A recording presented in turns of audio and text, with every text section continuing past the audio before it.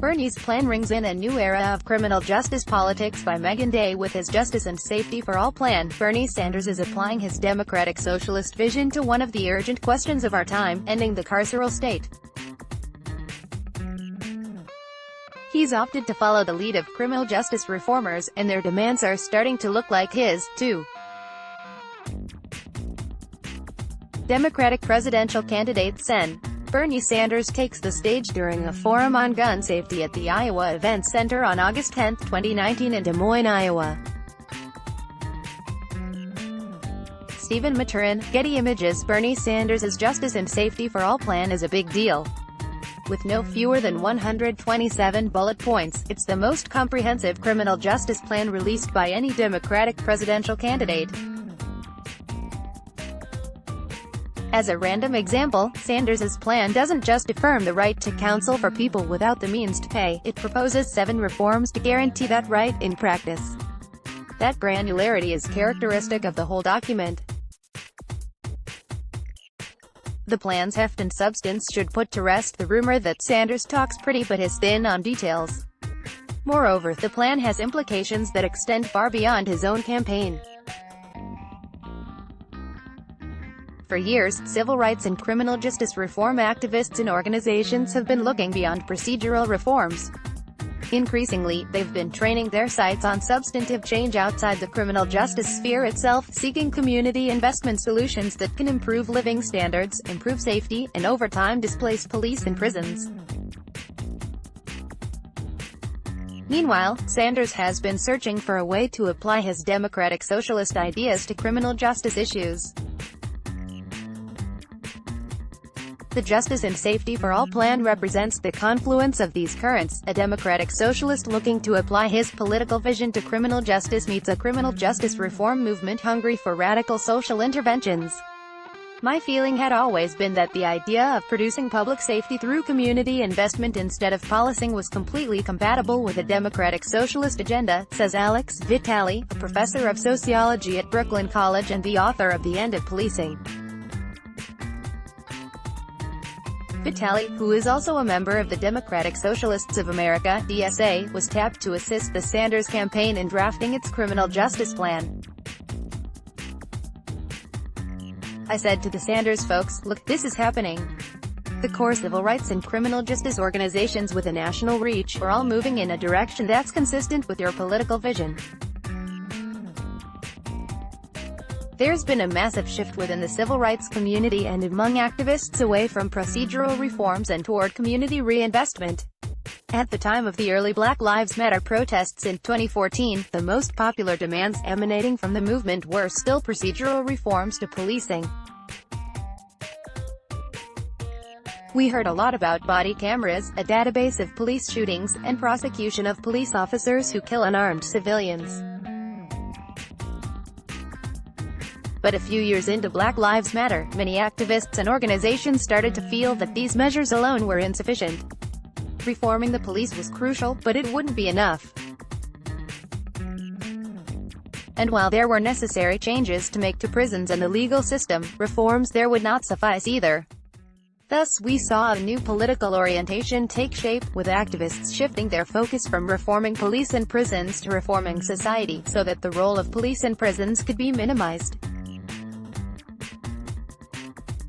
Groups like the Movement for Black Lives and the Black Youth Project 100 have been the cutting edge of this transformation, says Vitale.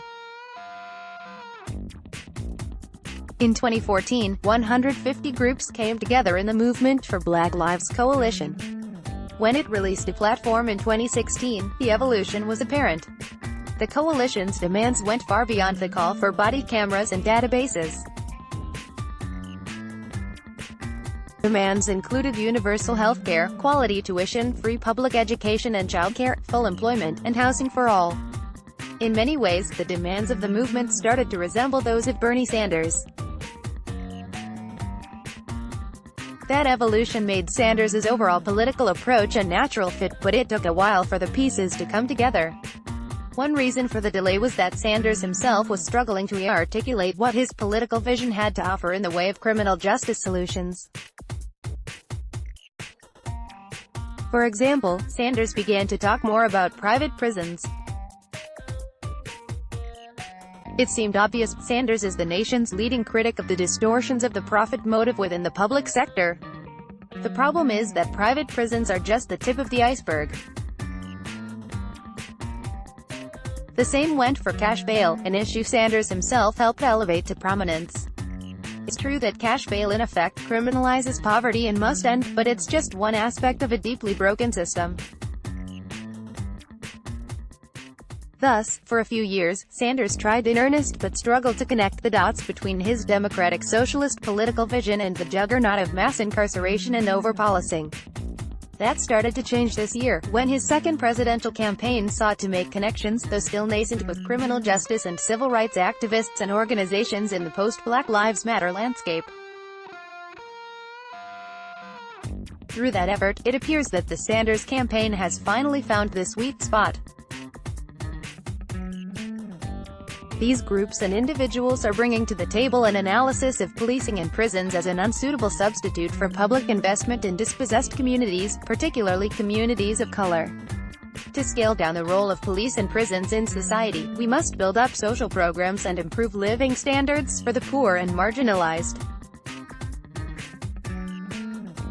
And when it comes to building up an alternative to the carceral apparatus, that's Bernie's strong suit. The new synthesis can be found throughout the Justice and Safety for All plan. The plan includes plenty of concrete reforms to the legal system, prisons, and policing. But it also repeatedly emphasizes the need to divert funds and resources into building healthier communities, consistent with the Movement for Black Lives Invest Divest strategy. We need to shift our emphasis towards solving problems in ways that don't rely on policing and incarceration as a first option by supporting alternative strategies to make individuals and communities safer and healthier, says the plan. When Bernie is president, we will finally make the deep and structural investments to rebuild the communities that mass incarceration continues to decimate, it reads. We must move away from an overly punitive approach to public safety and start focusing on how to safeguard our communities, prevent the conditions that lead to arrests, and rehabilitate people who have made mistakes. In practice, what that means is that a Sanders administration won't just ban the prosecution of youth in adult courts and end solitary confinement for juveniles, though these are necessary reforms in their own right. It will also invest in school nurses, counselors, teachers, teaching assistants, and small class sizes to address disciplinary issues, provisions that are already laid out in Sanders's Thurgood Marshall Plan for Education. Similarly, a Sanders administration will not only end the war on drugs, it will also legalize safe injection sites and invest public money in addiction treatment and overdose prevention services. There is already a role for substance abuse treatment carved out in Sanders's Medicare for All plan. And a Sanders administration will not only reduce the number of inmates by arresting fewer people and releasing more from jail, it will also guarantee safe and affordable housing and job training on the outside, before and after incarceration. These demands are already present in Sanders's 21st Century Bill of Economic Rights. None of this is a stretch for Sanders. His presidential campaign has always been predicated on the idea that we must tax the rich and corporations, and redistribute society's wealth to the working class and the poor in the form of robust universal social programs, which enshrine his rights, things like healthcare, education, housing, a good job, a secure retirement, and a clean environment. What was missing was a bridge connecting the rest of his platform to criminal justice reform. With the release of the Justice for All plan, it appears the connection has been made. The plan simultaneously reflects Sanders's evolution on criminal justice specifics and the contemporary criminal justice reform movement's evolution on systemic social issues. The result, says Vitali, is a statement unlike any other circulating in the electoral sphere. The Sanders document says we need to quit using the police and prisons to solve problems like poverty, mental illness, substance abuse, and even crime itself, and instead, actually fix the communities. Let's hope this idea goes mainstream. Let's block ads. Why?